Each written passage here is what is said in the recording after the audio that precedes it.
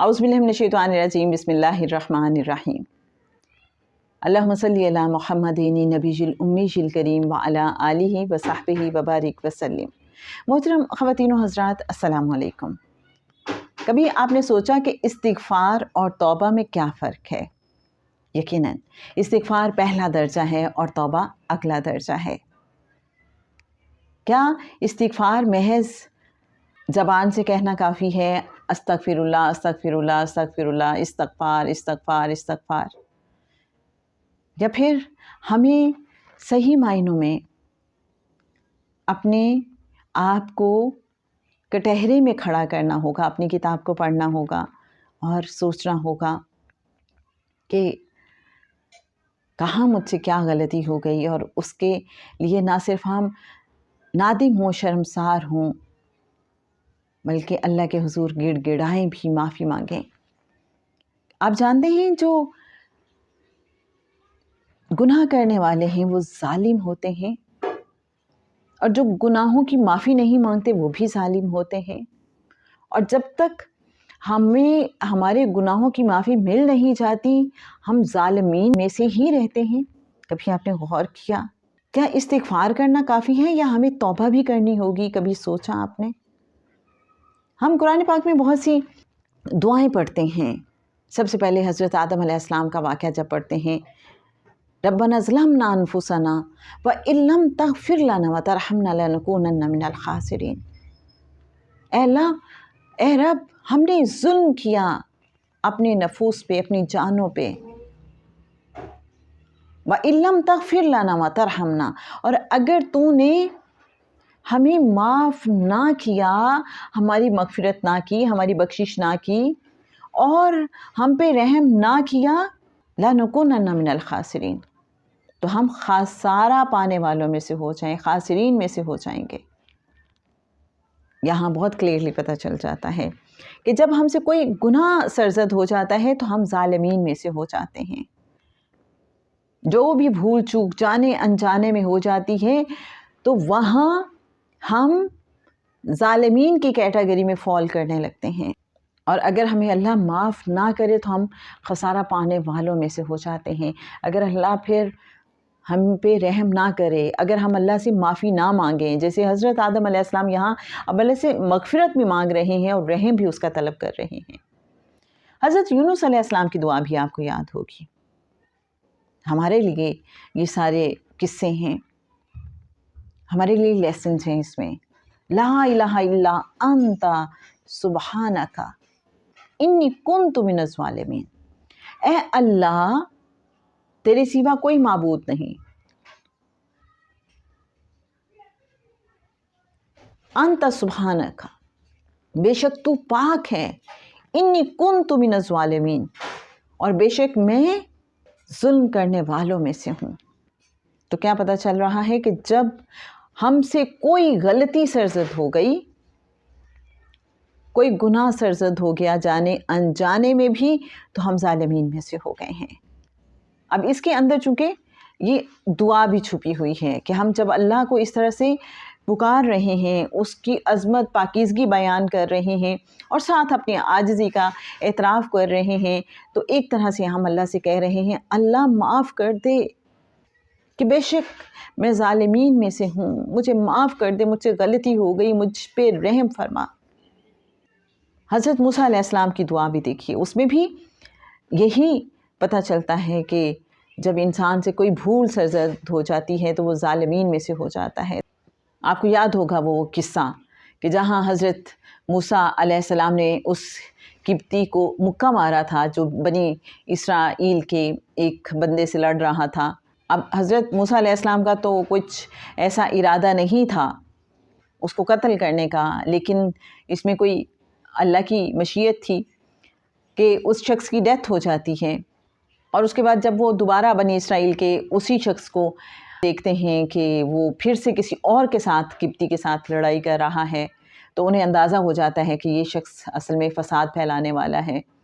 और वहाँ पे जब वो उस शख्स को वार्न करते हैं तो अब वो शख्स अपनी जान बचाने के लिए डिस्क्लोज़ कर देता है कि यही वो हैं कि जिन्होंने कल उस किप्ती को मुक्का मारा था, उसकी डेथ हो गई थी।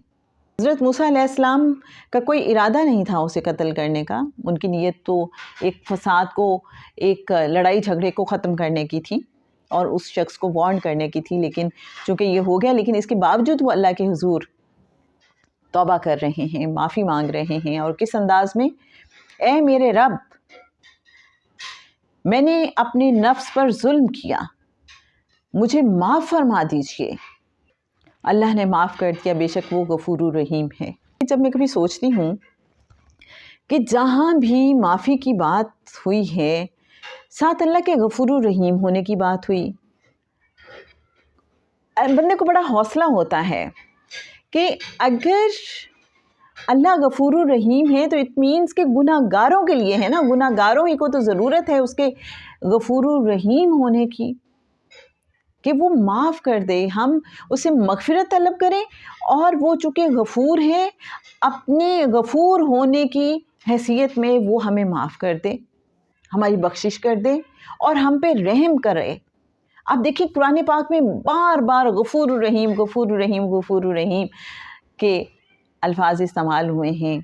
अल्लाह के अस्मा का ज़िक्र आया है, गुनाहगारों के लिए एक बहुत बड़ा हौसला। इसी तरह से अल्लाह के तव्वाबुर रहीम होने का भी बार बार ज़िक्र आया। तव्वाब क्या है? जो तौबा कबूल करने वाला है। बंदा क्या है? ताइब, बंदा तौबा करता है और अल्लाह तौबा कबूल करता है और फिर साथ रहम भी फरमाता है।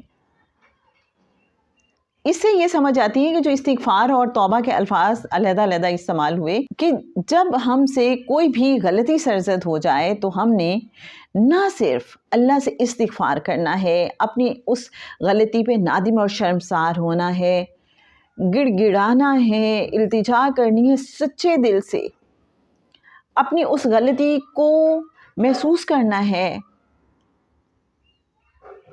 और अल्लाह से माफ़ी मांगनी है और यकीन रखना है कि मेरा अल्लाह गफूर रहीम है, वो मुझे माफ़ कर देगा। उसके साथ साथ हमने अल्लाह से तौबा भी करनी है। तौबा क्या है? रजू करना है और अहद करना है कि अल्लाह गलती होगी रब्बा, सुनिया माफ़ कर दे रब्बा, अगे तो गलती नहीं होएगी। बस ऐसे अल्लाह को पुकारें, यकीन करें वो जो शरक से करीब रब है, वो जो बहुत ही हमसे प्यार करता है, वो तो इंतज़ार में रहता है कि मेरा बंदा मुझे पुकारे तो सही। वो तो बंदों को माफ़ करने के, बंदों को नवाजने के बहाने ढूंढता है। ये हो ही नहीं सकता कि कोई बंदा उससे याद करे, कोई बंदा उसे पुकारे, कोई बंदा उससे माफ़ी मांगे, कोई बंदा उससे तौबा करे और वो कहे नहीं नहीं जाओ, मैं नहीं तुम्हारी इस पुकार को सुनता, जाओ मैंने तुझे नहीं माफ़ करना। हो ही नहीं सकता, क्योंकि रब को पता है हमारा उसके सिवा कोई नहीं। रब को पता है कि बस वही गफूर रहीम है, वही तौबा कबूल करने वाला है। रब को पता है अगर वो नहीं कबूल करेगा तो हम कहाँ जाएंगे। आपको बनी इसराइल का वो शख्स याद है जो बार बार गुनाह करता था, बार बार फिर तौबा करता था और फिर बार बार तौबा तोड़ भी देता था, और फिर ऐसा हुआ कि उसके बस्ती वाले उससे तंग आ गए, उन्होंने उसे बस्ती बदर कर दिया, वो एक जंगल में चला गया। अब कोई अहबाब रिश्तेदार उसके पास नहीं थे, उसका आखिरी वक्त आ गया, वो बहुत अकेला अपने आप को महसूस कर रहा था। कहने लगा, मेरे रब, मैंने तेरे नेक बंदों से सुना है जिसका कोई नहीं होता उसका तू होता है। मेरे रब, मेरा आखिरी वक्त आ गया, इस वक्त में अपनों की बहुत ज़रूरत होती है, मेरा कोई अपना मेरे पास नहीं, लेकिन तेरे नेक बंदों से सुना है कि तू बंदे का सबसे बढ़ के अपना है। मेरे रब, मैंने इस सारी ज़िंदगी बहुत गुनाह किए, मैं तौबा भी करता रहा और तौबा पे कभी कायम भी नहीं रह सका। मैं तुझसे फिर माफ़ी मांगता हूँ, मैं तुझसे फिर तौबा करता हूँ, तू मेरी तौबा को कबूल कर ले। और अगर तेरी बख्शिश के ख़जाने ख़त्म हो गए हैं और अगर तू मुझे माफ़ नहीं कर सकता, अगर मेरे गुनाह इतने बड़े हैं कि तेरी रहमत उसके मुकाबले में छोटी है, तो तू ऐसा कर कि फिर دنیا بھر میں جو جو گناہگار ہے سب کے گناہوں کی سزا مجھے دے دے، ان سب کو پھر تو معاف کر دے، پھر ان کو سزا نہ دینا، ان کو تو معاف کر دینا، ان پہ تو رحم کر دینا۔ بس وہ ایسے ہی اللہ سے باتیں کرتے کرتے دنیا سے رخصت ہو گیا۔ اللہ نے حضرت موسیٰ علیہ السلام سے کہا کہ فلاں جنگل میں جاؤ، میرے ایک ولی کی ڈیتھ ہو گئی ہے، اس کے کفن دفن کا انتظام کرو۔ حضرت موسیٰ علیہ السلام اپنی قوم کے ساتھ وہاں پہنچتے ہیں تو دیکھتے ہیں یہ تو وہی شخص ہے جس کو قبیلہ بدر کر دیا گیا تھا۔ حضرت موسیٰ علیہ السلام کلیم اللہ سے کہتے ہیں اللہ یہ کیا ماجرا ہے؟ اللہ کہتا ہے اس نے مجھے اس انداز میں پکارا، اسے میری رحمت پہ کچھ ایسا یقین تھا، اس نے میری رحمت کو اس انداز میں آواز دی کہ نہ صرف میں نے اس کی توبہ قبول کی بلکہ اس کی توبہ کا انداز مجھے اتنا پسند آیا کہ میں نے اس کو اپنے دوستوں میں شامل کر لیا۔ میرے اچھے ناظرین، میرا دل چاہتا ہے کہ ہم اللہ کی رحمت سے کبھی مایوس نہ ہوں، ہم اس سے رجوع کرتے رہیں۔ وہ تو مائل با کرم ہے، وہ تو لطف و کرم فرمانے والا ہے، اور سب سے بڑھ کے لطف و کرم فرمانے والا ہے۔ بڑے مان سے، بڑے یقین سے اسے پکارا کریں، اس سے بات کیا کریں۔ جب بھی غلطی ہو جائے، جب بھی کچھ سمجھ نہ آئے، جب بھی زندگی میں کوئی مشکل آ جائے، اسے پکاریں اور دل سے پکاریں، میرے ربا میرا تیرے سوا کوئی نہیں، تیرے سوا کون ہے جو مجھے معاف کرے؟ بتا اگر تیرے سوا کوئی ہے تو میں اس سے پکار لوں، تیرے سوا تو کوئی نہیں، میں کہاں جاؤں؟ کون سا در ہے تیرے سوا؟ تو نہیں معاف کرے گا تو کون معاف کرے گا؟ یقین کیجئے جواب آتا ہے، رسپانس آتا ہے، اور امیڈیٹ رسپانس یہ ہوتا ہے کہ انسان کے دل کو قرار آ جاتا ہے، سکون آ جاتا ہے۔ توبہ اور استغفار میں کیا فرق ہے؟ جیسے کہ ہم نے بتایا استغفار پہلا درجہ اور توبہ اگلا درجہ ہے۔ قرآن پاک کی آیات سے یہ بات بھی کنفرم ہوتی ہے۔ جیسے ہم دیکھتے ہیں سورہ ہود کی آیت نمبر 52، جس کا ترجمہ ہے کہ حضرت ہود علیہ السلام نے اپنی قوم سے کہا اپنے رب سے مغفرت طلب کرو پھر اس کی طرف توبہ کرو۔ تو قوم کو پہلے مغفرت کی تلقین کی جا رہی ہے اور پھر توبہ کی، اور اس کا انعام بھی بتایا جا رہا ہے۔ پھر آسمان سے تمہارے اوپر رحمتوں کی بارش ہوگی۔ اسی طرح سے سورہ ہود کی آیت 61 دیکھتے ہیں، جہاں حضرت صالح علیہ السلام اپنی قوم کو تلقین کر رہے ہیں، تو تم رب سے معافی مانگو، استغفار کرو، پھر اس کے حضور توبہ کرو، بے شک میرا رب قریب ہے، دعائیں قبول فرمانے والا ہے۔ تو یہاں بھی آپ یہ دیکھیے کہ حضرت صالح علیہ السلام اپنی قوم سے یہ کہہ رہے ہیں کہ پہلے اللہ کے حضور مغفرت طلب کرو، استغفار کرو، اور اس کے بعد اس سے رجوع کرو، اس سے توبہ کرو۔ اسی طرح سے سورہ ہود کی آیت 90 سے ہمیں پتہ چلتا ہے، جہاں حضرت شعیب علیہ السلام اپنی قوم سے فرماتے ہیں اور تم اپنے رب سے استغفار کرو، پھر اس کے حضور صدقے دل سے توبہ کرو، یقین کرو کہ میرا رب بڑی مہربانی والا اور بہت ودود ہے، محبت کرنے والا ہے۔